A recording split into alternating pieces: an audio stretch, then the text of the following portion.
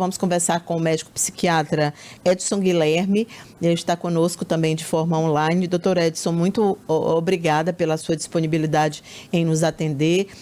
E a gente vai falar sobre esse tema que é sempre um tema discutido de forma muito ampla, né? Fala-se sobre isso na religião, fala-se sobre isso, enfim, no dia a dia, mas o que a gente queria saber realmente? Porque nós temos uma tendência em dividir o mundo entre pessoas boas, ou supostamente boas, e supostamente más. Mas essa mente nefasta, essa pessoa que tem prazer em ser cruel, seja aquele garoto na escola que maltrata os outros, faz um bullying, seja, enfim, aquela pessoa que é capaz de, por exemplo, envenenar o próprio filho, como a gente teve recentemente no Brasil.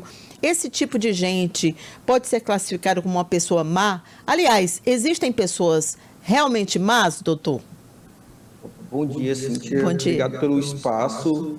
Então, assim, a gente, para pensar num algo de transtorno, a gente sempre pensa numa coisa, questão de início da sintomatologia, questão de intensidade de sintomas. Então, assim, um caso particular, um evento só não pode ser suficiente, às vezes, para caracterizar algo de transtorno. Pode ser, sim, só questão de maldade. A gente tem que entender que a nossa formação moral, ela é multifatorial, tá? A gente depende do nosso ambiente, nossas vivências, nossas questões políticas, sociais, religiosas, tá? Então, a gente vai alterando dentro desse desenvolvimento e a gente pode ter situações que hoje a gente considera como maldade, que em outros tempos, por exemplo, era tido como algo normal e não era visto como algo inadequado. Tá? A gente pode citar vários exemplos da história humana, como questão de escravidão, questão de guerras. Então, a nossa bússola moral do que é certo, o que é errado, o que é bom e o que é mal, tem essas variações dentro da história. Tá? Então, para determinar isso, se é algo de transtorno ou não, é muito mais amplo do que a gente basear só no evento. Por exemplo, esse caso de envenenamento, tá? Para a gente pensar se é uma pessoa tem um transtorno que pode, assim, ser um transtorno, a gente tem que observar se isso é de forma repetida, se tinha outros comportamentos, se já desde a da infância, adolescência, já demonstrava traços desses comportamentos transgressores ou não, tá? Então, é, é muito complexo a gente determinar essa questão de maldade ou algo patológico baseado em um ponto só, tá? Então, isso a gente vê novamente, desde o nosso desenvolvimento, a gente vai tendo essa formação desse entendimento do que é bom e o que é mal, tá? Então, muitas vezes a gente tem essa nossa evolução, desse controle desses nossos impulsos maldosos, também por uma questão social, tá? Conforme a gente vai crescendo, a gente vai tendo essas podas sociais, que alguns comportamentos são inadequados, ou a gente sofre punições, e também por questões biológicas também. Com o tempo, a gente vai tendo uma maturação maior do nosso cérebro, de regiões, principalmente da região do córtex frontal, que é nosso freio de impulso. Então, algumas coisas que a gente pode ser adequada ou até compatível com a idade, a gente com o tempo não pode mais. Por exemplo, questão de agressão física. É muito comum a gente ver criança, quando está frustrada, pegar, morder, bater no coleguinha, você tem um certo entendimento. A gente adulto, não. Isso aí já não é mais compatível. Então, a gente tem que ter toda essa observação, essa compreensão para a gente ver do que é. Mas, sim, existe maldade, sim, no homem, existe maldade no mundo. Então, a gente precisa fazer esse diferencial e entender que esse tipo de pessoas vão existir, infelizmente, tá? Então, a gente não pode patologizar e achar que tudo isso é doença. Se a gente pensar do ponto de vista carcerário, dependendo da amostra que a gente pega, fala em torno de 10 até 50% dos presos têm um transtorno mental, tá? Então, para algumas pessoas isso pode parecer estranho, porque se ele rouba, se ele mata, se ele faz algo assim, ele tem que ter algum tipo de distúrbio. Não necessariamente, às vezes foi a formação que ele teve, a criação que ele teve, a vivência que ele teve, que aquele comportamento pode ter sido normal para ele, ser tido como correto, e ele levar isso a vida, ou outras situações de vida, tá certo? Situações de estresse, de traumas, de abusos, pode mudar essa nossa bússola moral, tá? E a pessoa acabar indo fazer coisas que seriam socialmente inadequadas ou ruins. Interessante, porque aí o senhor já nos trouxe assim bem à luz a respeito desse caso, porque não necessariamente uma pessoa má é uma pessoa psicopata, né? Então ela não necessariamente ela tem um transtorno. E lembrando também que o senhor também deixou isso claro, a maldade ela tem um parâmetro que são os nossos valores. Então uma pessoa ela é má do nosso ponto de vista de acordo com os nossos valores. Para os valores dela, ela pode achar que isso é perfeitamente normal. Então ela fazer uma maldade com um colega, por exemplo, gratuitamente, tentar prejudicar uma pessoa e fazer isso por todos os lugares onde ela passa, por exemplo. Então isso poderia configurar, mas isso são os valores dessa pessoa.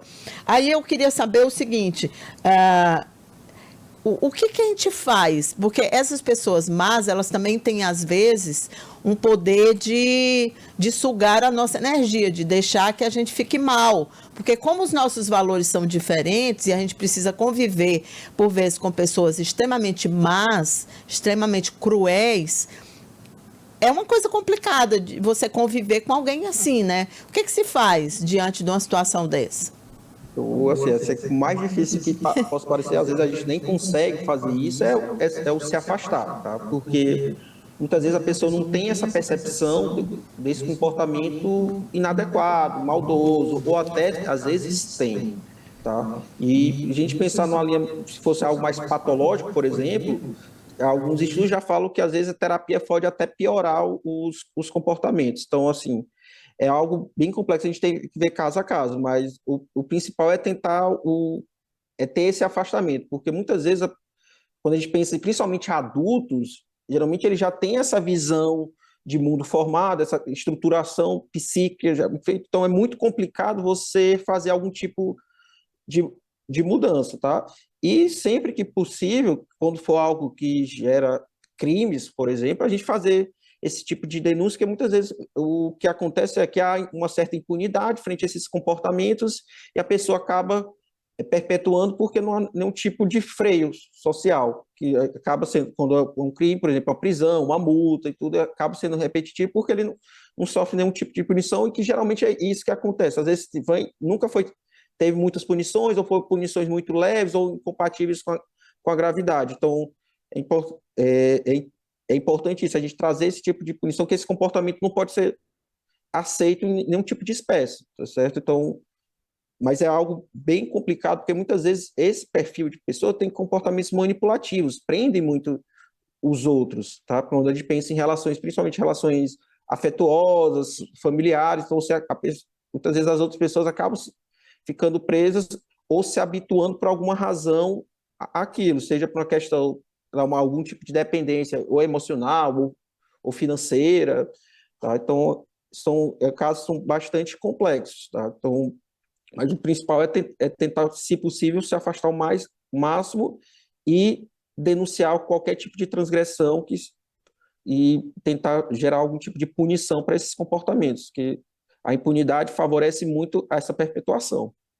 Quando eu comecei a entrevista, eu lembrei que também as religiões falam sobre isso, né? Associando quase sempre a maldade a alguma coisa divina, no seguinte sentido, de que aquela pessoa ela está possuída por alguma, assim, e isso por vezes acaba sendo uma forma de não se reconhecer esses comportamentos, porque tudo aquilo que você joga para o divino dificulta que você lide com isso no dia a dia.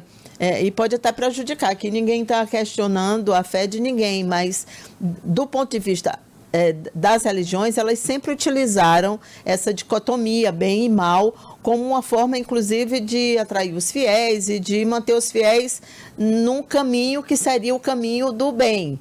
Porque para você mostrar o caminho do bem, você tem que ter o mal, que é para fazer ali o contraponto, né? Isso acaba prejudicando também. Mas pelo que eu entendi, doutor, a gente tem que lidar com isso no dia a dia mesmo, né? Com as nossas regras sociais e, se possível, tentando se afastar dessas pessoas, né? Isso. E você falando aí do ponto da religião, a religião é uma boa bússola moral. A gente teve uma bússola moral durante muito tempo, até quando a gente não tinha essas leis é, feitas, tudo, a gente se baseava muito que é uma coisa assim, para a gente tentar viver de forma social, forma mais harmônica possível, menos caótica possível. Tá? Então, infelizmente, algumas questões religiosas acabam impactando em algumas compreensões, assim, não vamos trazer isso ao ponto, cada um é uma questão individual e tudo, cada um seu, mas assim, não dá para desmerecer a religião porque ela tem esses valores, ajuda muita coisa que a gente tem de lei hoje, de entendimento social, vem da nossa base religiosa, tá? E isso às vezes ajuda, às vezes até a nos conter de alguns aspectos, se não por uma questão moral, às vezes a questão religiosa faz a gente ter contenções de questões de impulsividade, de maldade, de comportamentos não adequados, pelo receio, eu vou, sei lá, vou para o inferno, vou pagar por isso. Mas também teve essas questões também que hoje nem tanto, mas antigamente a gente tem mais relatos históricos disso, essa questão e pessoas com comportamentos inadequados, maldosos, tudo tinham a questão de ser algo do possuído e tudo, e não era a gente vê como uma questão de tinha que fazer algum tipo de trabalho religioso, tá? Hoje a gente vê menos isso, tá certo? Mas assim, a questão mesmo é dia a dia, tá? A gente trabalhar isso dia a dia, reforçar nossos relacionamentos, isso, e é uma construção de infância, tá? Quanto mais a gente construir bem nossas crianças e adolescentes com aspectos morais, éticos, a chance dele de haver desvios de comportamento, de inadequações sociais, é muito menor. Há questões biológicas também envolvidas, claro, mas assim, quanto mais a gente tiver um impacto do ambiente, melhor, tá? A gente reduz um pouco das funções.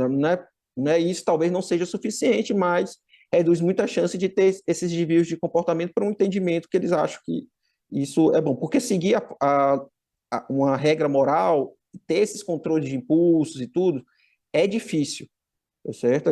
É muito mais prático a gente querer passar por cima de todo mundo, seria mais prazeroso. Às vezes, estou numa fila, vou furar a fila porque eu me sinto no direito. Todo mundo já teve vontade disso, mas ninguém faz isso por quê? Porque eu tenho que entender que o meu direito é até o limite do direito quando começa o direito do outro. Então a gente tem que fazer esse trabalho diário, senão a gente entra num caos, numa anarquia. Que é isso, né, doutor? Muito bem, olha, muito obrigada. A gente conversou aqui com o médico psiquiatra Edson Guilherme de Oliveira Soares. Muito obrigada pela entrevista, pela disponibilidade também de conversar com a gente, doutor. Bom dia, bom trabalho.